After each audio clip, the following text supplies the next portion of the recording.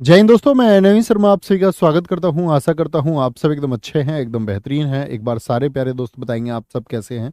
उम्मीद करेंगे एकदम अच्छे होंगे, एकदम बेहतरीन होंगे। और एक बार सारे प्यारे दोस्तों की मुस्कुराहट कमेंट सेक्शन में देखना चाहूंगा कि हाँ, आप लोग सच में अच्छे हैं। एस्पायरेंट, संदेश, सावरिया, नीरज, नवीन, विनोद, ऋतु, रज्जाक, शिवम, आशीष, रामसागर, फौजी, स्मिता, भानु, बस अब दिखने बंद हो गए। तो दोस्त, हम लोग पहुंच चुके हैं आपका प्रैक्टिस सेट नंबर 17 पर। उम्मीद करूंगा एक अच्छे स्टूडेंट की तरह आप हमेशा मेहनत करते हुए आगे बढ़ेंगे और बढ़ते रहेंगे। उसी को दोस्त, प्रोसेस को हम आगे बढ़ाते हैं। और कल के 5 प्रश्नों के आप स्कोर करके दिखाएंगे मुझे। और जब तक मैं सबका स्कोर देख नहीं लूंगा कि हाँ, हमारे पास वो छात्र हैं जो दिए गए टारगेट्स को पूरा करते हैं और 5/5 करके दिखाते हैं। तो केंद्रीय जूट अनुसंधान संस्थान कहाँ पर है? सेंट्रल जूट रिसर्च इंस्टीट्यूट, ये कहाँ पर है दोस्त? क्या आंसर आएगा आपका? आपका आंसर आएगा भैया, ये कोलकाता में स्थित है। कहाँ पर है? कोलकाता में ये स्थित है आपका। शब्दम किस भारतीय शास्त्रीय नृत्य से जुड़ा हुआ है? तो शब्दम आप कहेंगे भैया भरतनाट्यम से जुड़ा हुआ है। कल ही मैंने आपको बताया था, भरतनाट्यम से जुड़ा हुआ शब्द है, गीत अभिनय का काम करता है। बहुत इंपॉर्टेंट वर्ड है। छोलिया कहाँ का नृत्य है? बताएंगे दोस्त, छोलिया कहाँ का है? तो आप कहेंगे छोलिया भैया उत्तराखंड का है। एक एक आप भी बताओ, याद है ना? चौफला मैंने बताया था, सरो बताया था, थड़ो बताया था। लोक लेखा समिति में कुल कितने सदस्य होते हैं? 1921 में स्थापित हुई। पब्लिक अकाउंट कमेटी में कुल 22 सदस्य होते हैं, जिसमें 15 आपके लोकसभा से और दोस्त 7 राज्यसभा से होते हैं। स्थायी बंदोबस्त का जनक कौन है? आपका वर्ष बताएंगे आप मुझे। स्थायी बंदोबस्त को किस वर्ष लागू किया गया था? तो क्या बोलेंगे? 1793 में कार्नवालिस इसके फादर हैं। क्या बोलोगे? कार्नवालिस इसके फादर हैं और कार्नवालिस इसके, क्या बोलोगे? कार्नवालिस इसके जनक हैं। ये बात आपको पता होनी चाहिए, ठीक है। तो उम्मीद करूंगा आप सब लोगों का स्कोर इसमें 5/5 आया होगा। एक बार मैं देखना भी चाहूंगा, कमेंट्स में बच्चों के नाम पढ़ा दो शिवम एक बार। क्या बोलेंगे दोस्त? आपका शोभित वर्मा जी का 5 स्कोर है, आपका रंजन राव 4 स्कोर पर हैं, राहुल साहनी जी 4 स्कोर पर हैं, आपका नेचुरल 5 पर हैं, आंचल आशीष शर्मा 1793 ठीक उत्तर दोस्त आपने दिया था। माया गुर्जर 4 पर हैं दोस्त आपके। कलयुगवासी बेरोजगार 4 पर हैं आपका। और जी प्रकाश 5 पर हैं, कृष्णा गोविंद 5 पर हैं, आपका पीयूष माहेश्वरी 3 पर है। Very good. अगर आप अच्छा स्कोर लिखते हैं ईमानदारी के साथ में, तो सबसे अच्छी बात यह है कि आप झूठ नहीं बोलना जानते, क्योंकि दोस्त उससे आपको बचना ही होगा। एट द लास्ट वो नुकसान आप ही को पहुंचाएगा। आर्यन राज 2 स्कोर है दोस्त, बहुत कम है। 2 स्कोर का मतलब है आपने एक अच्छा रिवीजन नहीं किया है। उम्मीद करूंगा आगे से आप एक अच्छा रिवीजन करेंगे और आगे अपनी तैयारी को बढ़ाएंगे और बेहतर बनाएंगे। तो आज के प्रैक्टिस सेट को शुरू करते हैं। बहुत अच्छे से दोस्त उत्तर देना और बहुत अच्छे से पढ़ना। मेहरी और गोटी पुआ शब्द किस भारतीय शास्त्रीय नृत्य शैली से संबंधित है? दोस्त, ये जो शास्त्रीय नृत्य हैं, इन आठों से, इनसे जुड़े हुए शब्द जैसे कल मैंने आपको बताया बहुत पूछे जाते हैं। तो मेहरी और गोटीपुआ किसके वर्ड हैं? ये ओडिसी के वर्ड हैं, मेहरी और गोटीपुआ। ऐसे ही ओडिसी से आएगा आपका त्रिभंग मुद्रा। एक वर्ड पूछ लेता, त्रिभंग मुद्रा का संबंध किससे है? और त्रिभंग मुद्रा से मतलब होता है, इसमें 3 चीजें आती हैं। एक सबसे ज्यादा पूछा जाता है मंगलाचरण। मंगलाचरण शब्द का संबंध किस क्लासिकल डांस से है? दूसरा पल्लवी का संबंध किससे है? और तीसरा थारी झम का संबंध किससे है? क्या बोलोगे? थारी झम का संबंध किससे है? तो ये दोस्त आपका किससे है? ये तीनों की तीनों मुद्राएं आपकी ओडिसी से जुड़ी हुई हैं। और साथ में मेहरी और गोटीपुआ, ये डांस भी पूछे जाते हैं। कहाँ के डांस है? तो आप कहेंगे गोटीपुआ डांस भैया आपका ओडिशा का डांस है। कहाँ का? ओडिशा का डांस है। कुचिपुड़ी मुझे बताइए दोस्त, इसकी उत्पत्ति कहाँ से हुई है? किस गांव से हुई है? किस राज्य से जुड़ा हुआ है? तो आंध्र प्रदेश के किस जिले से? एसएससी ने पूछा हुआ है, दिल्ली पुलिस एडब्ल्यू और टीपीओ में, कि आंध्र प्रदेश का जो कृष्णा जिला है, कौन सा? कृष्णा जिला है। और वहां पर आपका कुचेलापुरम गांव, क्या बोलोगे? क्या है गांव का नाम? कुचिपुड़ी नाम से भी जानते हैं उस गांव को, लेकिन कुचेलापुरम गांव भी उसको हम कहते हैं। क्या बोलते हैं? कुचेलापुरम गांव भी कहते हैं। और ऐसे ही आपसे पूछे कुचिपुड़ी से रिलेटेड जो शब्द हैं वो कौन कौन से? एक पूछा जाता है मंडूक शब्दम का संबंध किससे है? मंडूक शब्दम का संबंध किससे है? तो आप कहेंगे कुचिपुड़ी से संबंध है आपका, ठीक है। और एक आता है आपका जलचित्र और तरंग। क्या बोलोगे? जलचित्र और तरंगम। जलचित्र थेयम भी इसको हम बोलते हैं। जलचित्र और तरंगम का संबंध किससे है? तो आप कहेंगे भैया उनका संबंध है कुचिपुड़ी से। ऐसे ही दोस्त आप मुझे बताइए सत्रिया से संबंधित आप क्या क्या जानते हैं, कौन कौन से वर्ड जानते हैं? तो सत्रिया से एक नाम आएगा अंकिया नाट। मैं आपसे पूछूं अंकिया नाट डांस कहाँ का है तो क्या कहेंगे? अंकिया नाट आप कहेंगे असम का है। और दूसरा पूछा जाता है बाहोना का संबंध किस शास्त्रीय नृत्य से है? तो बाहोना भी आपका किससे है दोस्त? आप कहेंगे भैया वो हमारा सत्रिया से है। मणिपुरी की अगर बात करें तो मणिपुरी से एक तो थांगटा पूछा जाता है, थांगटा शैली किससे जुड़ी हुई है? और दूसरा संकीर्तन पूछा जाता है किससे जुड़ा हुआ है? थांगटा और संकीर्तन किससे जुड़े हुए हैं? तो आप कहेंगे भैया वो हमारे मणिपुरी से जुड़े हुए हैं। कभी भी हम गलत उत्तर नहीं देंगे, ठीक है। प्रश्न संख्या 2 है, भारत की जनगणना 2011 के अनुसार निम्न में से उस राज्य की पहचान कीजिए जिसका जनसंख्या घनत्व 100 व्यक्ति प्रति वर्ग किलोमीटर से अधिक दर्ज किया गया था, यानी 100 से ज्यादा था। जैसे सबसे कम आप मुझे बताएं, सबसे कम विकल्प सी है आपका अरुणाचल प्रदेश का, कितना था? 17 व्यक्ति हैं यहाँ पर। और पूरे भारत में सबसे कम है, 17 व्यक्ति प्रति वर्ग किलोमीटर है यहाँ पर, ठीक है। क्या बोलोगे? कीर्ति प्रति आपका प्रति वर्ग किलोमीटर यहाँ पर व्यक्ति हैं, प्रति वर्ग किलोमीटर सबसे कम किसका है? अगर मैं आपसे कभी पूछूं आप कहेंगे अरुणाचल प्रदेश का। क्या आप मुझे बता सकते हैं दूसरा सबसे कम कौन सा है? सेकंड नंबर पर कौन सा आएगा? तो आप कहेंगे भैया सेकंड नंबर पर आता है मिजोरम। ये 52 व्यक्ति हैं यहाँ पर और इसका सेकंड प्लेस है। क्या है? सेकंड प्लेस है। तीसरे पर आता है, थर्ड पर सबसे कम में आपका 86 है, सिक्किम है। और राजस्थान का 100 से ज्यादा है, राजस्थान का 100 से ज्यादा यानी कि 201 व्यक्ति प्रति वर्ग किलोमीटर है। 201 व्यक्ति प्रति वर्ग किलोमीटर क्या बोलोगे? ये कहाँ का है? राजस्थान का है। 100 से ऊपर में सबसे पहले आ जाता है नागालैंड। नागालैंड का है 119। नागालैंड का कितना है? 119। मैं आपसे पूछूंगा, आप मुझे बताइए सबसे ज्यादा जनसंख्या घनत्व किसका है? किस राज्य का सबसे ज्यादा जनसंख्या घनत्व है? और है भी तो कितना है? सबसे ज्यादा जनसंख्या घनत्व वाला राज्य कौन सा है? तो सारे दोस्तों का आंसर आना चाहिए जहां पर पॉपुलेशन डेंसिटी सबसे ज्यादा है वो कौन सा है दोस्त? आप लोगों का आंसर आना चाहिए भैया जी वो आपका बिहार है। बिहार है। प्रति वर्ग किलोमीटर में कितने व्यक्ति बिहार में है आपका? तो आप कहेंगे भैया अगर हम बिहार की बात करें तो 1102 व्यक्तियों पर आता है। ऐसे ही दोस्त यूटी से प्रश्न बन सकता है, सबसे कम यूटी कौन सा है जहां पर जनसंख्या घनत्व हो आपका? सबसे कम यूटी आपका, तो आप कहेंगे अंडमान और निकोबार है। कौन है? अंडमान और निकोबार है। यहाँ पर जो जनसंख्या घनत्व है वो दोस्त 46 है। और सबसे ज्यादा यूटी पूछ ले तो दिल्ली होगा।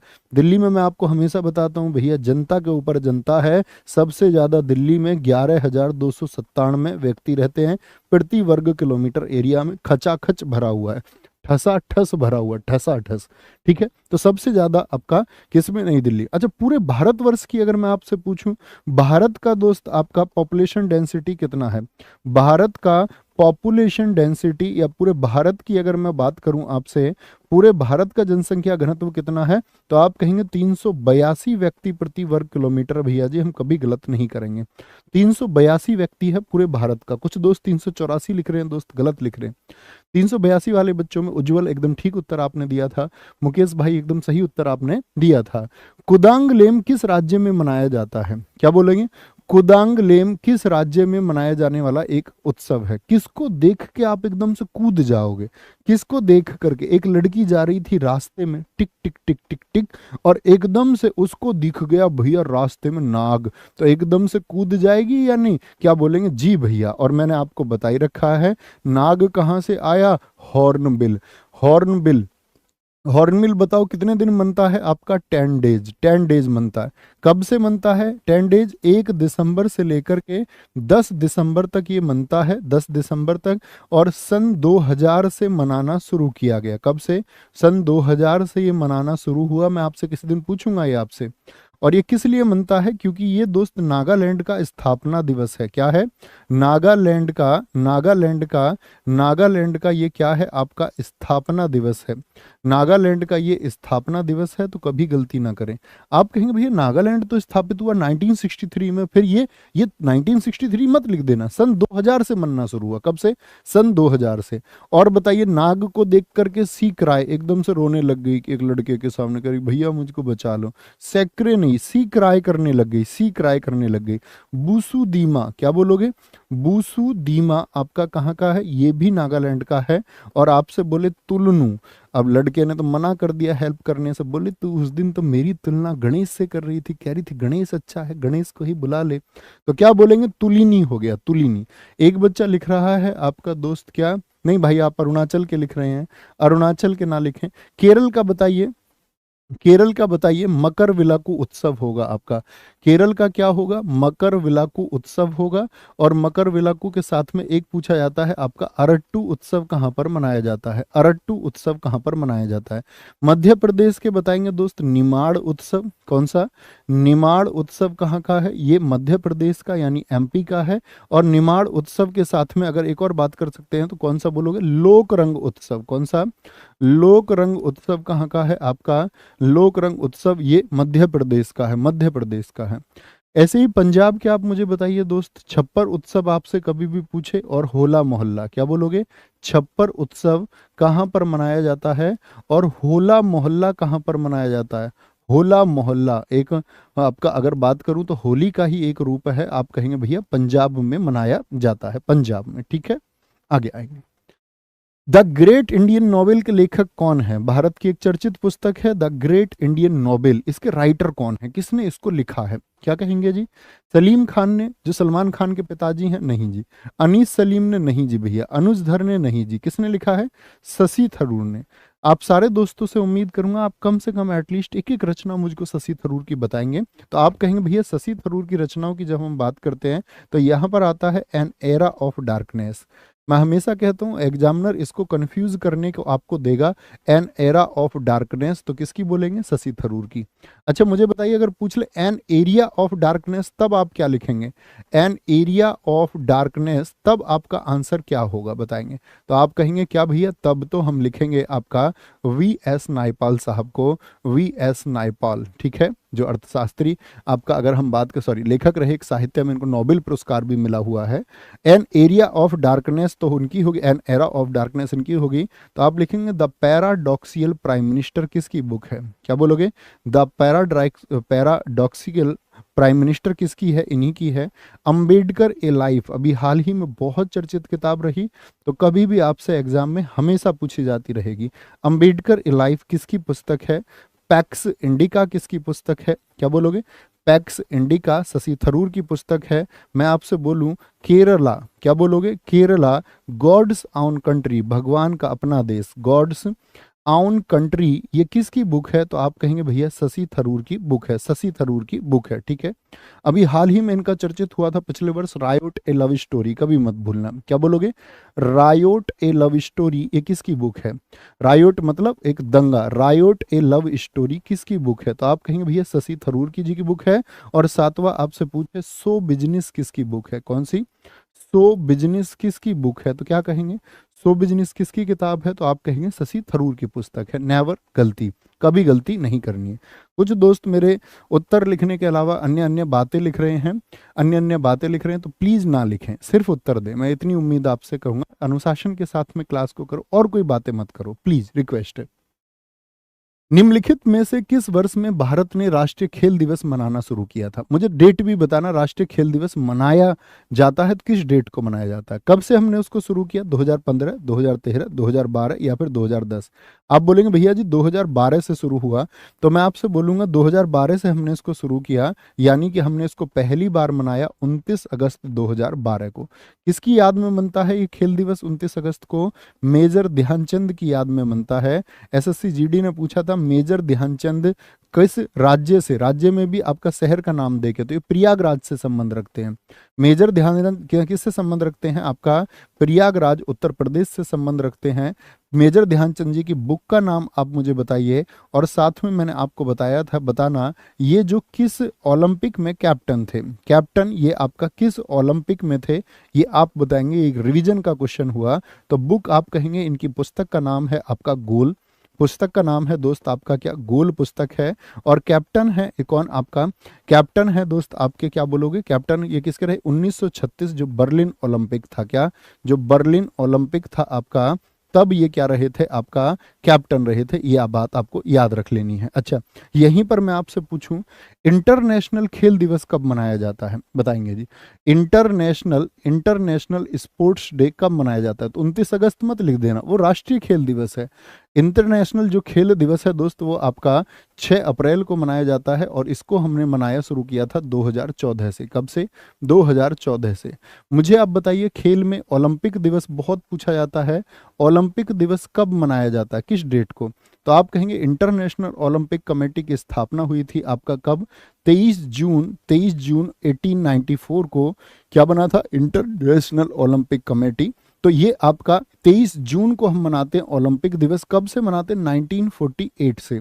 ऐसे ही स्पोर्ट्स में एक आता है आपका विश्व खेल पत्रकार दिवस। मैं हर अच्छे छात्र से उम्मीद करूंगा, जो पुराने छात्र होंगे, कि वो बताएं विश्व, जो आपके स्पोर्ट्स के रिपोर्टर्स हैं उनके लिए, विश्व खेल पत्रकार दिवस कब मनाया जाता है, विश्व खेल पत्रकार दिवस ये दोस्त आपका कब मनाया जाता है, तो क्या आंसर आएगा, आपका आंसर आएगा भैया 2 जुलाई को मनाया जाता है। कब मनाया जाता है आपका, 2 जुलाई को मनाया जाता है, कभी भी गलत नहीं करना है, 2 जुलाई।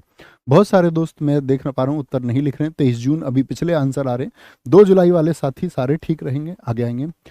निम्नलिखित में से वह कौन सी मोहिनी अट्टम नृत्यांगना है, किससे जुड़ी हुई है, मोहिनी अट्टम से जुड़ी हुई है। मोहिनी अट्टम, जिन्होंने मोहिनी अट्टम चरित्रवम आट्टा पराकरवम पुस्तक लिखी है, जिनको 1997 में प्रतिष्ठित कालिदास सम्मान भी प्राप्त हुआ था। तो मोहिनी अट्टम चरित्रवम आट्टा पराकरवम पुस्तक किसने लिखी है, तो क्या बोलेंगे भैया, सबसे बड़ा नाम है कलामंडलम कल्याणी अम्मा। क्या बोलोगे, के अम्मा भी इनको हम बोलते हैं, आज के बाद आप के अम्मा बोलेंगे। इन्हीं को हम बोलते हैं मदर ऑफ मोहिनी अट्टम, यानी कि मोहिनी अट्टम की माँ कौन है, मोहिनी अट्टम की जननी कौन है, क्या बोलोगे, यही है आपका, याद रखेंगे। इनको 1974 में आपका संगीत नाटक अकादमी अवार्ड मिला था। संगीत नाटक अकादमी अवार्ड इनको कब मिला, 1974 में मिला था, ठीक है। संगीत नाटक अकादमी अवार्ड इनको 1974 में मिला। इन्हीं की पोती हैं दोस्त स्मिता राजन। मुझे बताइए स्मिता राजन कौन है, या मैं बोलूं स्मिता राजन का संबंध किस डांस से है, तो क्या बोलेंगे आप मुझे बताइए। इन्हीं की पुत्री हैं कौन आपका, स्मिता राजन। और स्मिता राजन का संबंध किससे है बताएं जरा। स्मिता राजन कौन से आपका डांस के लिए जानी जाती हैं, तो आप कहेंगे भैया ये भी मोहिनी अट्टम के लिए ही जानी जाती हैं। किसके लिए, मोहिनी अट्टम के लिए ही जानी जाती हैं, कभी भी गलती नहीं करनी है। ओके, आगे आएंगे। बाली यात्रा भारत के किस राज्य का सांस्कृतिक पर्व है, बहुत अच्छे से उत्तर आते हुए दोस्तों के मोहिनी अट्टम, पीहू वर्मा एकदम सही उत्तर आपने दिया था। नाम दिखाया करो बच्चों के भी जो सही उत्तर देते हैं। मुकेश शर्मा जी एकदम सही उत्तर आपने दिया। बाली यात्रा भारत के किस राज्य का सांस्कृतिक उत्सव है, बाली यात्रा क्या कहेंगे, बाली यात्रा बहुत सारे दोस्तों का उत्तर आता हुआ उड़ीसा का, कहाँ का है, बाली यात्रा दोस्त आपका उड़ीसा का है। और उड़ीसा में दोस्त आपका एक धानु यात्रा होती है, ये गलती मत करना, धानु यात्रा, और लगभग 8 किलोमीटर में ये आपका आयोजित होती है। 8 किलोमीटर की यात्रा है, और एशिया का सबसे बड़ा ओपन एयर थिएटर है ये। एशिया का सबसे बड़ा, आपसे कभी भी पूछे, यहाँ पर कलाएं भी आयोजित की जाती हैं कई प्रकार के उस उत्सव के दौरान, इसीलिए थिएटर बोलते हैं। एशिया का सबसे बड़ा ओपन एयर थिएटर कौन सा है, ठीक है, ओपन एयर थिएटर कौन सा है आपका, तो आप कहेंगे दोस्त आपका धानु यात्रा है। धानु यात्रा के अलावा रथ यात्रा आपसे पूछे, ये भी कहाँ पर, तो रथ यात्रा भी उड़ीसा में मनाई जाती है, और बलभद्र जी, क्या बोलोगे, बलभद्र जी और सुभद्रा की याद में मनाया जाता है। किसके, बलभद्र और सुभद्रा की याद में, ठीक है। इनके रथ भी इनके साथ में चलते हैं जब रथ यात्रा होती है ना, तो एक तो भगवान कृष्ण जी हैं ही आपके, जिनको हम बोलते हैं आपका जगन्नाथ जी के लिए, किनके लिए, जगन्नाथ, वहाँ आपका स्थानीय रूप से उनको जगन्नाथ भगवान कहते हैं। उनके साथ में जो रथ चलते हैं बलभद्र जी का और सुभद्रा जी का, और ये यात्रा, रथ यात्रा जो होती है, ये 3 किलोमीटर लंबी होती है। कितनी, 3 किलोमीटर लंबी होती है। और याद रख लेना आपका, जैसे बाली यात्रा है, तो बाली यात्रा किस महीने में, तो आप कहेंगे भैया बाली यात्रा कार्तिक महीने में, किसमें, हिंदी कैलेंडर के अनुसार कार्तिक महीने में मनाई जाती है बाली यात्रा। ये उत्सव है, बहुत इंपॉर्टेंट है और एग्जाम के लिए बहुत इंपॉर्टेंट है। अस्मित चौधरी मेरे भाई, लव यू टू मेरे दोस्त। सिंधु जल संधि 1960 के अनुसार भारत नदी का कितना प्रतिशत पानी काम में ले सकता है? भारत, सिंधु जल समझौता किस डेट को हुआ था? सिंधु जल समझौता जरा बताएंगे। तो आप कहेंगे सिंधु जल समझौता भैया ये आपका, क्या बोलोगे? सिंधु जल समझौता जो इंडस वाटर आपका आपका एक संधि हुई, सिंधु जल समझौता जिसको हम कहते हैं, ये किस डेट को हुआ था बताएंगे? वर्ष कम से कम आप बताएं। सिंधु जल समझौता ये हुआ 19 सितंबर 1960 को। इसमें दो लोगों ने हस्ताक्षर किए। भारत की तरफ से कौन थे इसमें? नेहरू जी थे। क्या बोलोगे? दो देशों के बीच हुआ, भारत और पाकिस्तान। और पाकिस्तान की तरफ से अगर मैं बात करूं आपका, ना पाकिस्तान की तरफ से थे कौन? आपका अयूब खान। कौन? अयूब खान ना पाकिस्तान की तरफ से थे। इन दोनों लोगों ने साइन किए। और जो सिंधु और उसकी सहायक नदियां हैं, सिंधु की सहायक नदियां, बड़ी सहायक नदियां कितनी हैं? 5 हैं। उनको हमने बांट लिया। तो क्या बोलेंगे भारत कितना प्रतिशत हिस्सा यूज करेगा? भारत करेगा 20% हिस्सा। किसका? जो पाकिस्तान के हिस्से वाली हैं। अब मुझे बताइए पाकिस्तान के हिस्से वाली कौन सी हैं? तो पाकिस्तान कितना यूज करेगा? 80%।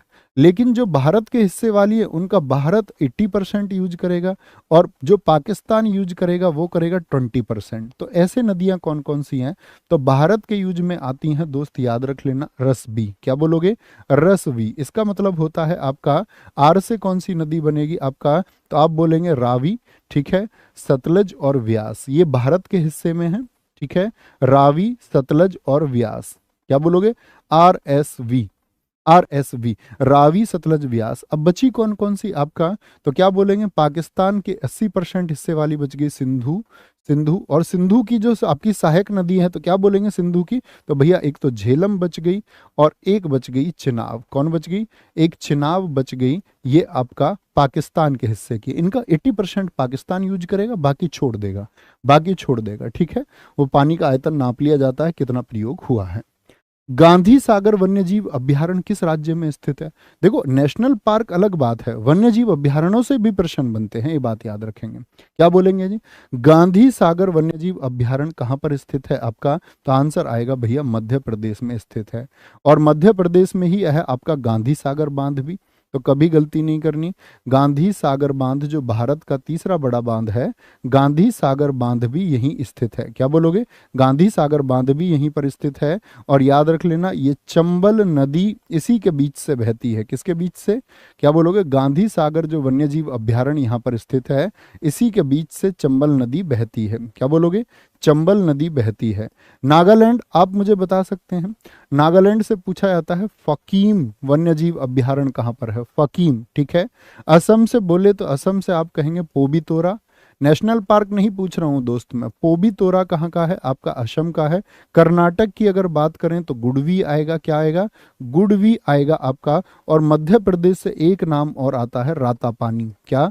रातापानी वन्यजीव अभ्यारण्य। इनको बोलते वाइल्ड लाइफ सेंचुरी। क्या बोलते हैं? वाइल्ड लाइफ सेंचुरी, WLS इसको हम बोलते हैं। क्या बोलते हैं?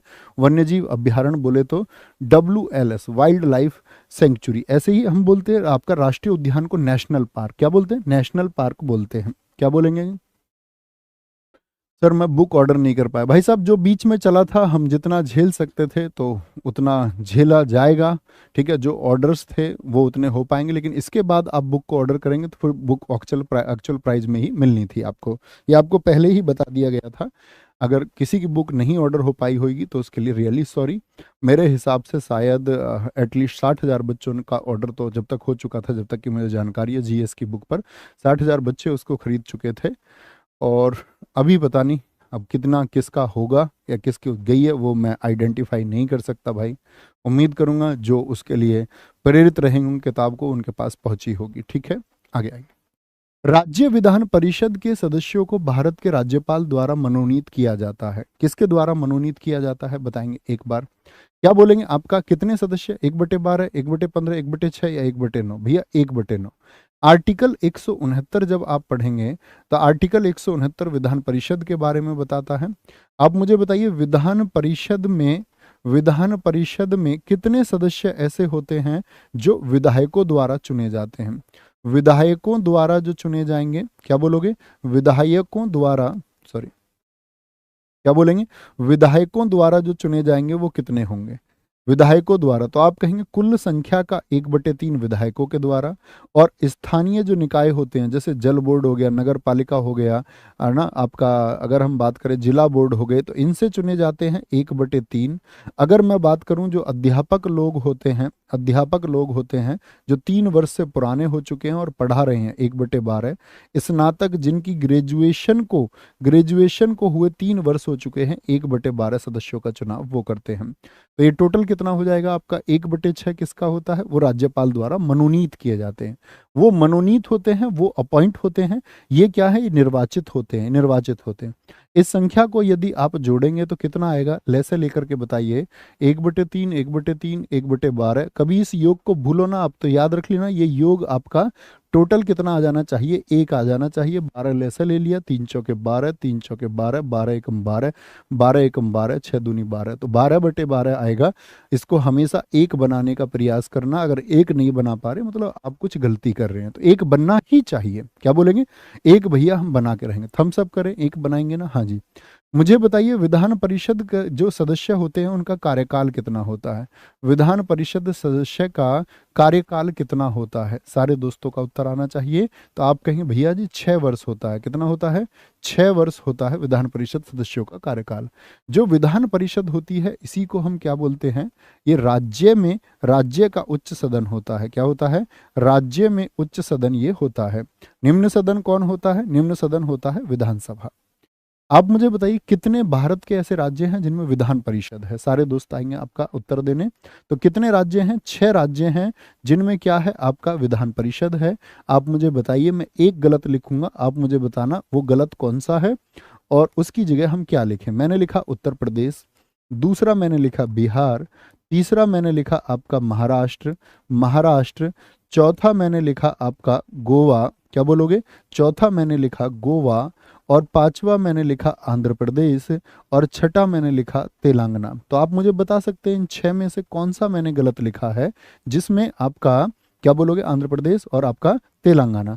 इन 6 में से कौन सा गलत है? तो क्या बोलेंगे भैया? आप कहेंगे भैया गोवा गलत है, और गोवा नहीं होगा। महाराष्ट्र का पड़ोसी होगा कौन? आपका कर्नाटक। कौन होगा? कर्नाटक। तो पड़ोसी पड़ोसी हैं। यूपी का पड़ोसी बिहार, महाराष्ट्र का पड़ोसी कर्नाटक, और तेलंगाना का पड़ोसी आपका आंध्र प्रदेश। यहाँ पर क्या हो जाएगा आपका? ये हो जाएंगे आपका सही। एक कह रहा झारखंड होगा। भैया ऐसे मत करो यार, गलती नहीं करनी है। निम्नलिखित में से किस वर्ष में राष्ट्रीय मानवाधिकार आयोग, the national human rights commission, जिसको हम एनएचआरसी बोलते हैं, national human rights commission, NHRC आयोग का गठन किया गया? कब हुआ एनएचआरसी का गठन? बताएंगे जी। एनएचआरसी का गठन कब हुआ आपका? तो आप कहेंगे 1993 में हुआ। क्या हुआ? 1993 में हुआ। ये बात याद रख लेना। इसका हेडक्वार्टर आप मुझे बताएं, हेडक्वार्टर कहाँ पर है? तो आप कहेंगे हेडक्वार्टर इसका नई दिल्ली में है। हेडक्वार्टर कहाँ पर है? नई दिल्ली में है। इसके जो पहले अध्यक्ष बने थे 1993 में, वो कौन थे? यूपीएसआई परीक्षा पिछली में पूछा गया था। पहले अध्यक्ष कौन थे? रंगनाथ मिश्रा थे। कौन थे? रंगनाथ मिश्रा थे आपका पहले अध्यक्ष। मुझे बताइए दोस्त वर्तमान में कौन है इसके? वर्तमान अध्यक्ष कौन है एनएचआरसी के? वर्तमान अध्यक्ष सारे दोस्तों की तरफ से मैं उत्तर देखना चाहूंगा। तो क्या बोलोगे भैया? अरुण मिश्रा हैं। कौन है? अरुण मिश्रा इसके वर्तमान अध्यक्ष हैं। क्या बोलोगे? अरुण मिश्रा इसके वर्तमान अध्यक्ष हैं। अगर मैं पूछूं इस आयोग की जो स्थापना हुई, आप इसमें सदस्य बता सकते हैं मुझे? इसमें कुल सदस्य कितने हैं? इस आयोग की जो स्थापना हुई है दोस्त, वो हुई आपका 1991 के पेरिस सिद्धांत के आधार पर। किस सिद्धांत के आधार पर की गई? पेरिस सिद्धांत के आधार पर। क्या बोलोगे? पेरिस सिद्धांत के आधार पर। और यूएन महासभा द्वारा, जो यूनाइटेड नेशन का जनरल असेंबली है, महासभा द्वारा भी आपका एक सार्वभौमिक घोषणा की गई कि आदमी के जो अधिकार हैं वो बचाने हैं। क्या बोलोगे? सार्वभौमिक घोषणा एक की गई, यूनिवर्सल एक्रेशन एक किया गया। किसके लिए? आपका अगर बात करूं मानव अधिकारों के लिए। तो किस दिन किया गया बताएंगे? ये डेट बड़ी पूछी जाती है। मानवाधिकारों के लिए किस दिन ये आपका घोषणा की गई थी? तो क्या बोलोगे? 10 दिसंबर 1948। ये आपका 10 दिसंबर 1948 को कहां पर? आपका पेरिस में की गई। कहां पर? पेरिस में ये स्थापना, या बोले कि ये आपका घोषणा की गई। तो यूएन महासभा द्वारा सार्वभौमिक मानव अधिकारों के लिए जो घोषणा की गई वो की गई 10 दिसंबर को। इसीलिए हम 10 दिसंबर को कौन सा दिवस मनाते हैं? 10 दिसंबर को इसीलिए हम कौन सा दिवस मनाते हैं दोस्त आपका, 10 दिसंबर को हम ह्यूमन राइट डे मनाते हैं, मानवाधिकार दिवस मनाते हैं। क्या मनाते हैं? मानवाधिकार दिवस हम मनाते हैं, कभी भी गलती नहीं करनी है, मानवाधिकार दिवस हम मनाते हैं। अगर मैं सदस्यों की बात करूं तो इसमें एक तो अध्यक्ष होंगे भाई साहब, सदस्यों की याद रख लेना, इसका स्ट्रक्चर अगर मैं बोलूं, इसमें एक तो अध्यक्ष होते हैं, आपका अध्यक्ष होते हैं, और 5 इसमें पूर्णकालिक सदस्य चुने जाते हैं अध्यक्ष के अलावा। ठीक है, 5 क्या होते हैं इसमें, पूर्णकालिक सदस्य चुने जाएंगे आपका, और बाकी बचे हुए 7 जो होंगे आपका, बाकी 7 जो होते अन्य आयोगों से चुने जाते हैं, जिनको हम डीम्ड सदस्य कहते हैं, डीम्ड सदस्य कहते हैं। तो कुल मिलाकर के कितने सदस्य हुए बताएं जरा, कुल मिलाकर के कितने सदस्य हुए? तो आप कहेंगे भैया हम 13 सदस्य कहेंगे और गलती नहीं करेंगे।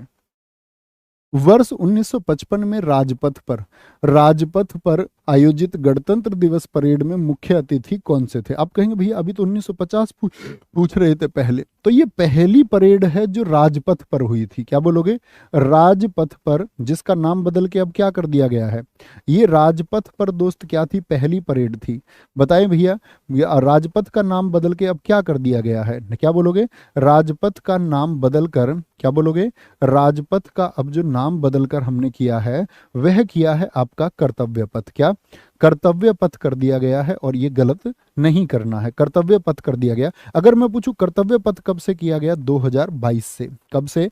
राजपथ का नाम बदलकर कर्तव्य पथ कब से? 2022 से किया गया। ठीक है, और अगर मैं बात करूं कौन आए थे, जनरल मलिक मोहम्मद आए थे, गुलाम मोहम्मद। कहां से हैं ये? आपका पाकिस्तान से। कहां से? पाकिस्तान से।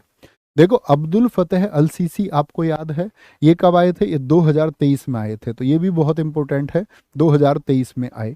अच्छा 2024 मैंने कल आपको बता दिया, 2024 में कौन आए आपका? क्या बोलोगे? आपका इमैनुअल मैक्रोन फ्रांस से। अच्छा आप मुझे बताइए कौन सा देश है जिसके अतिथि सबसे ज्यादा आए हैं भारत में? सबसे ज्यादा, ये गणतंत्र दिवस पर सबसे ज्यादा अतिथि, ये तो समझ गए होगे ना, गणतंत्र दिवस पर सबसे ज्यादा अतिथि, ये गणतंत्र दिवस पर क्या बोलोगे? फ्रांस के आए हैं 6 बार। क्या बोलोगे? फ्रांस 6 बार। सबसे ज्यादा अतिथि किस देश से आए हैं आपका? फ्रांस से आए हैं 6 बार, कभी भी गलती नहीं करनी है। किस देश से जी? फ्रांस से। गोखले के अनुयायी नारायण मल्हार जोशी, क्या नाम है? नारायण मल्हार जोशी ने निम्नलिखित में से किस वर्ष में बंबई में सोशल सर्विस लीग, जिसको एसएसएल के नाम से जाना जाता है, एसएसएल के नाम से जाना जाता है, तो मल्हार जोशी ने सोशल सर्विस लीग की स्थापना किस वर्ष की थी? किस वर्ष में की थी बताएंगे जी?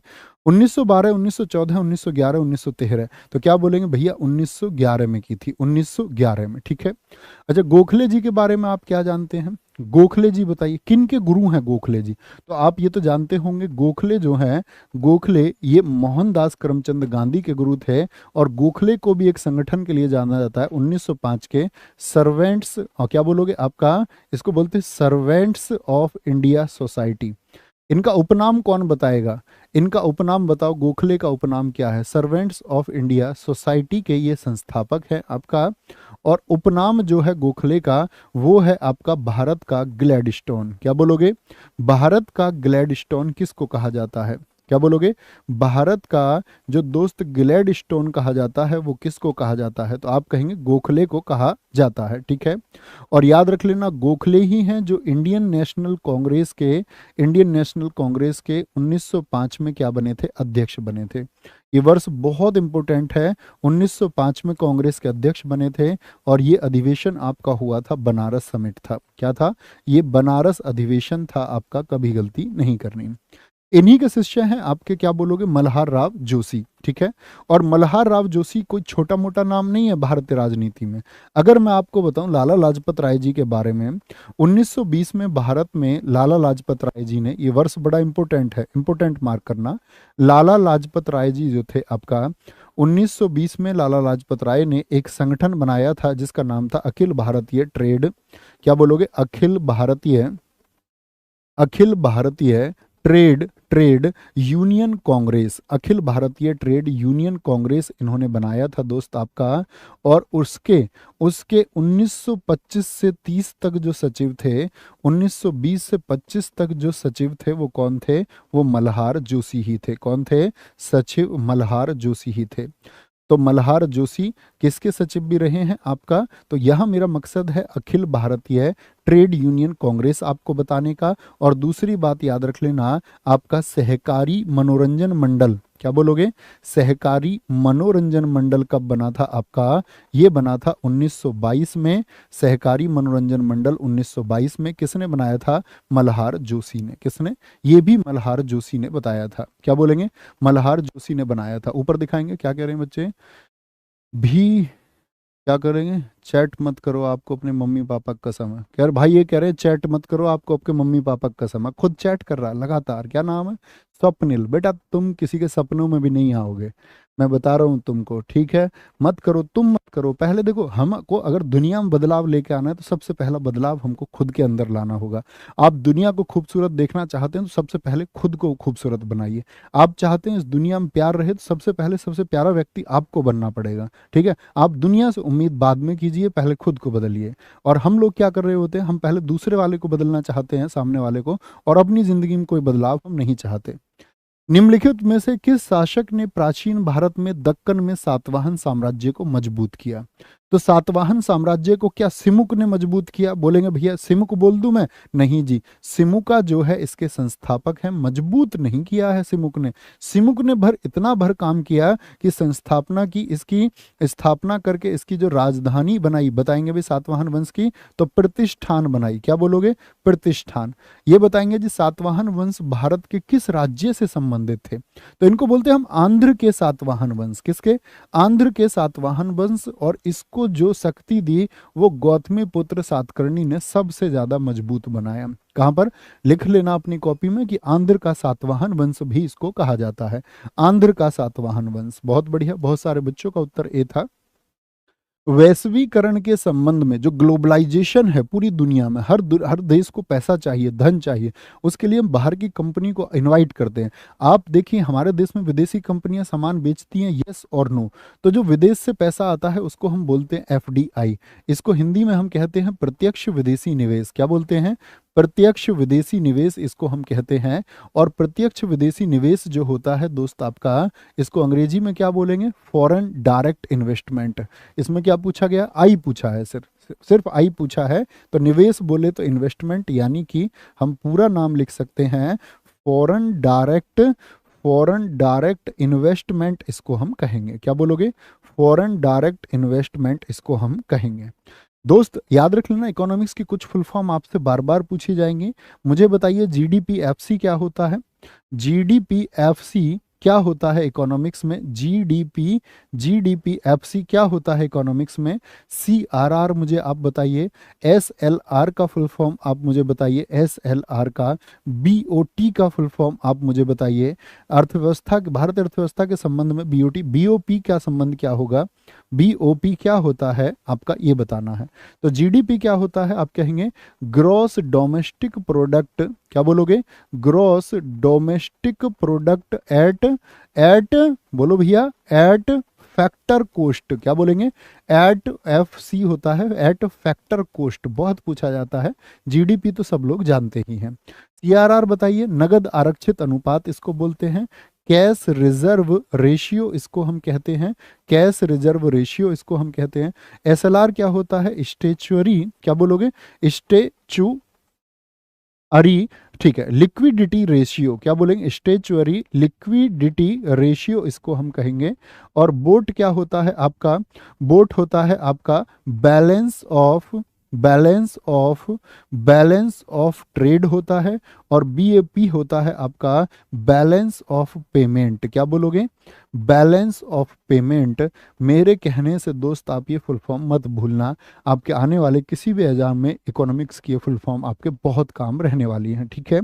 याद रख लेना, मैंने पूछा आज इकोनॉमिक्स और ज्योग्राफी के क्वेश्चन एसएससी के एग्जाम्स में घटते जा रहे हैं, लेकिन क्या इंपॉर्टेंट है? बैंकिंग और फुल फॉर्म आप कभी मत भूलना। मैं आपसे हमेशा कहता हूँ इकोनॉमिक्स में ये चीजें आपको याद रख लेनी है, ओके? शरीर का रक्तचाप या ब्लड प्रेशर मापने के लिए किस उपकरण का उपयोग किया जाता है? क्या बोलेंगे? आपका स्टेथोस्कोप। ये तो हृदय की धड़कन सुनता है, किसी की हार्ट बीट काम कर रही है या नहीं। डॉक्टर के गले में आपने देखा होगा, ये डॉक्टर के गले में देखा होगा आपने, ठीक है?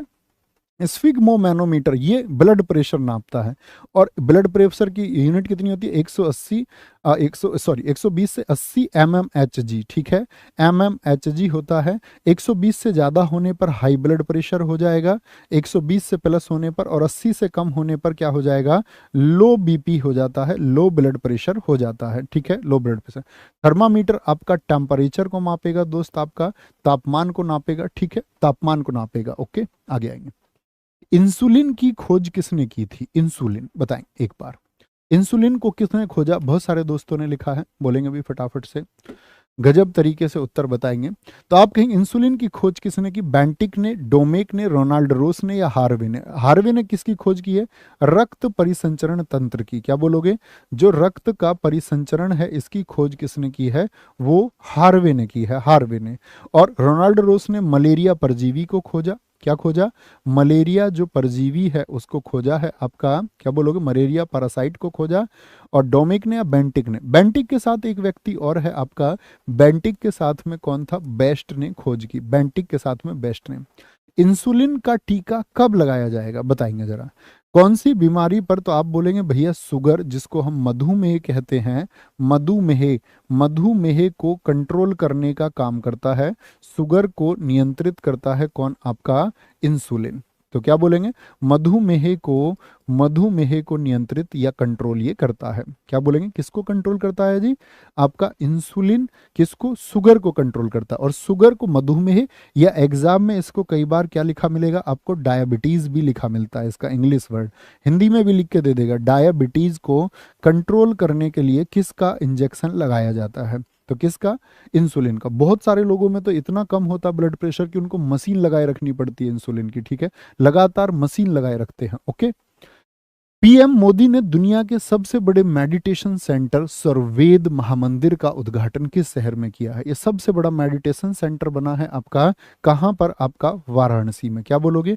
वाराणसी में। आप फोटो में भी देख रहे होगे, 7 मंजिल का बनाया गया है, जिसकी क्षमता है आपका 20,000 लोग। एक साथ 20,000 लोग इसमें मेडिटेशन कर पाएंगे, 20,000 लोग। इसकी दीवारों पर लगभग 4,000 दोहे लिखे गए हैं दोस्त आपका, ठीक है। और याद रखेंगे इसकी जो आकृति बनाई गई है वो किसकी तरह बनाई गई है? तो कौन से फूल की तरह आपको लग रही है आकृति? बताए, कौन से पुष्प की तरह आकृति आपको लग रही है? तो आकृति आप बोलेंगे भैया कमल के फूल के जैसी। किसकी? कमल के फूल के जैसी। बहुत चर्चित रहा आपका। अभी वाराणसी में दोस्त आपका एक स्टेडियम बना है, याद है आपको? डमरू के आकार का स्टेडियम वाराणसी में ही क्या बना है? डमरू के, भगवान शिव जी के डमरू के आकार का स्टेडियम, डमरू के आकार का क्या बना है आपका? डमरू के आकार का स्टेडियम दोस्त आपका बना है अभी कहां पर? आपका वाराणसी में। और ये किसका स्टेडियम होगा? ये क्रिकेट का स्टेडियम होगा, और ये भारत का एक बड़ा स्टेडियम बनेगा। क्या बोलोगे? क्रिकेट स्टेडियम होगा आपका, ये बात याद रख लेंगे। कहां आपका जगह है? ये आपका राज तालाब के ऊपर। क्या बोलोगे? राज तालाब के ऊपर इसको बनाया जा रहा है, जिसकी लागत आएगी लगभग 4500 करोड़। क्या बोलोगे? लगभग में है दोस्त, ये कम ज्यादा हो सकती है, लागत कभी फिक्स नहीं होती। क्या बोलेंगे? लगभग 4500 करोड़ लागत का बन रहा है। हाल ही में किस देश के शासक के निधन के बाद भारत सरकार ने एक दिन के राजकीय शोक की घोषणा की थी? कौन खत्म हो गया था जिसके लिए राजकीय शोक बनाया गया? कतर, बहरीन, मिस्र, कहाँ के राजा थे आपका, या फिर कुवैत? तो क्या बोलोगे? कुवैत। जिसकी राजधानी बताइए मुझे आप, कुवैत की राजधानी बताइए। यहाँ के दोस्त आपका शेख थे, शेख नफाफ। क्या बोलोगे? शेख नफाफ अल अहमद, ठीक है, नफाफ अल अहमद थे, जिनके लिए ये शोक मनाया गया, ठीक है। हाल ही में जो निधन हुए वो बहुत चर्चित निधन है। मुझे बताइए आपका मीराबाई फातिमा, आप लोग नाम जानते हैं या नहीं जानते? क्या बोलोगे? फातिमा बीबी का नाम आपने सुना है या नहीं सुना है? फातिमा बीबी, यस और नो?